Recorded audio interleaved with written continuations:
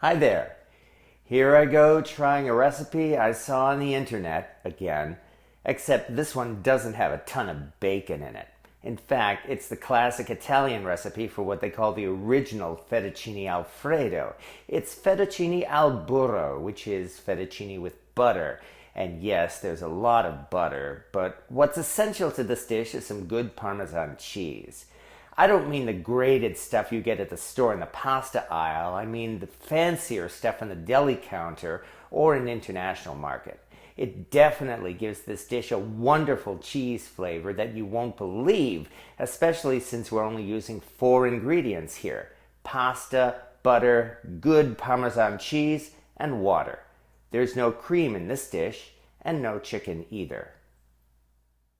This is a good opportunity to point out some of the basics for making a good pot of pasta. First, don't use oil in the water because it doesn't do anything, and don't be afraid of using salt.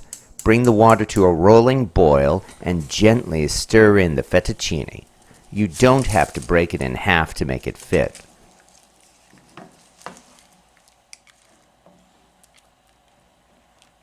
Cover the pot for about a minute, but be careful so it doesn't boil over.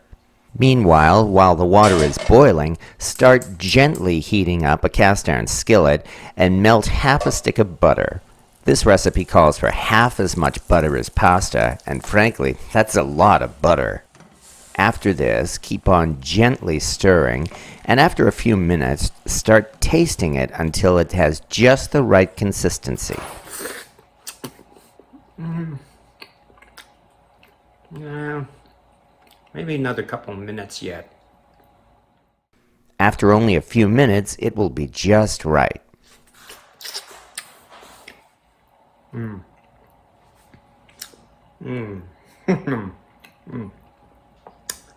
little bit of a chew, but it does not taste undercooked. I think we are ready. We're draining the pasta and reserving the pasta water because it's easier to dump it out of the colander instead of scooping it out of the water a little at a time. Now we stir the pasta around and coat every bit of it in the butter.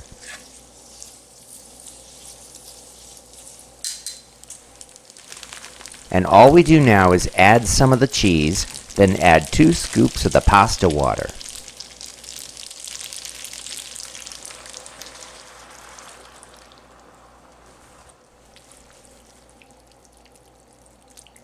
We're keeping the heat on with this pan in order for the water to reduce and thicken into a cheesy sauce.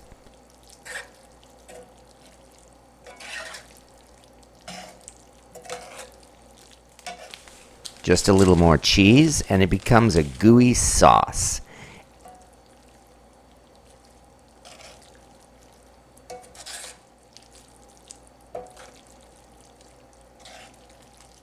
And we're ready to serve.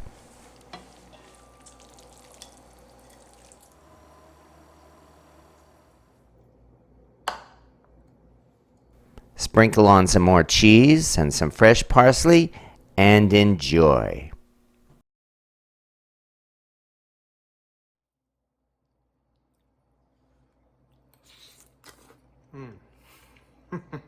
Oh man. You know, in Italy, I'm not sure if they would consider this a success from the way the cheese melted and became stringy, but I have no complaints at all about the taste of this, and that's what's most important.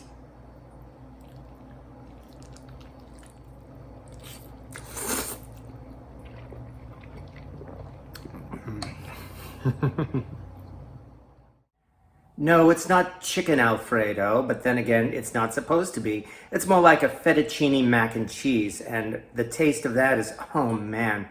When compared with your daily cheddar mac and cheese, the Parmesan taste of with the fettuccine is like, oh, out of this world, and you better believe this is something that's gonna go into my dinner rotation more often.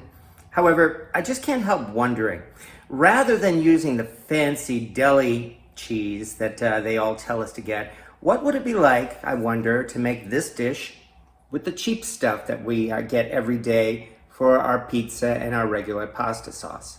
Well, let's find out. And here comes part 2. And once again, we simply stir the fettuccine in the butter until the pasta is coated.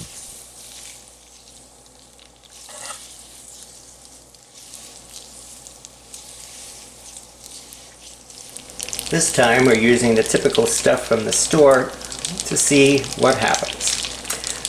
This is still real Parmesan cheese. It's not the imitation stuff. I'm sorry, I won't stoop to that.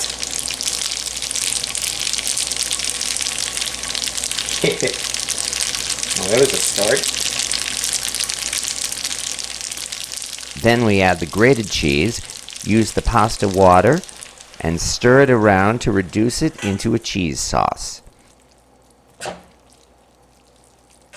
This cheese definitely has a different consistency because it doesn't become stringy the way the deli cheese did. But what's most important is how it will taste. You know, I'd say this isn't actually looking half bad.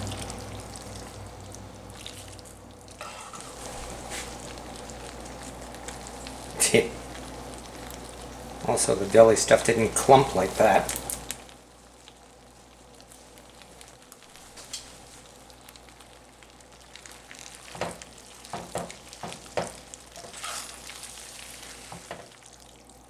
When it's done, we scoop it into a bowl and give it a try.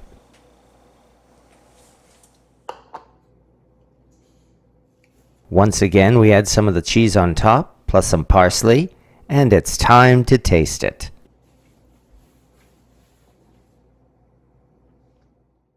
I would say the consistency of this is definitely more clumpy than the fancy deli stuff.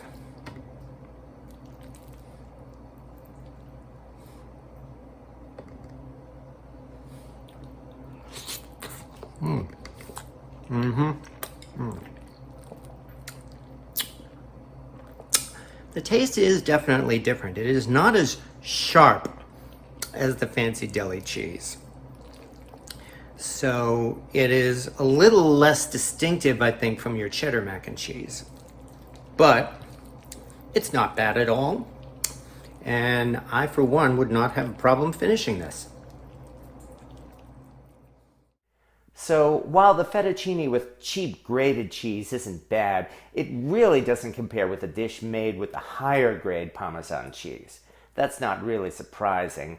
It's like comparing store-bought mac and cheese to what you make at home. The cheaper stuff is okay and you won't mind it until you try the higher grade cheese and see what a remarkable difference it makes. But what's especially remarkable is the way this simple dish produces a taste that's really outstanding and definitely worth a try. If you like making homemade mac and cheese, you really have to give this a try. It's simple and easy, and it's a dish you're sure to come back to again and again. And that's the best reason to try a new recipe you haven't made before, because it could turn out to be something like this. A real classic that I want to make and serve to guests. I hope you enjoy it. Thank you for watching.